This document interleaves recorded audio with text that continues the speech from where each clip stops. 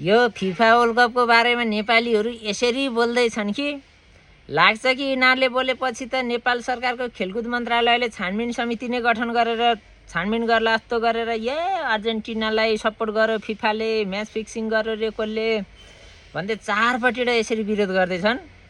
जहाँ आफ्नो देश अहिलेसम्म खेल्न पुगेको छैन भनौँ न, तिनीहरूले जितेर हामीलाई न सामाजिक फाइदा, न भौतिक फाइदा, न आर्थिक फाइदा, न राजनीतिक फाइदा, न धार्मिक फाइदा, बेकारमा रोइलो गरेर एकअर्कासँग झगडा गरेका छन्। एउटाले एउटा पोस्ट गरे म फलानाको फ्यान भने त्यहाँ गएर अर्कोले गाली गरेको छ, म ढिसानुको फ्यान भने अर्कोले उता सरापेको छ, एउटाले अर्कोलाई बलक हानेको छ। फ्यान हुनु गलत होइन, मन जिते खेलाडीले आफ्नो ठाउँमा छ। एकअर्कामा दाजुभाइमा रोइलो केको लागि कहिले बुद्धि आएन यो नेपालीको। हेर्नुहोस्, जसले गोल हान्छ आफ्नो पक्षकोले गोल हान्दा ठोको ठोको भन्नुहोस्, ताली बजाउनुहोस्, अर्का पक्षकोले हान्दा चुब्लाएर बस्नुहोस्। रोइका उस्तै परे दुई चारवटा नेपालीहरू अब मर्न सक्छन्, आफ्नो पक्षले हारेर भनेर सुसाइड गर्न पनि बेर लाउँदैनन्। त्यो भएर साथी हो चाहिएको कुरामा मात्रै बोल्नु होला। यो अत्याचार सामाजिक सञ्जाल यो सुन्दाखेरि फेसबुक चलाउन मन लाग्दैन यार। यो वर्ल्ड कप चलुन्जेल थैट।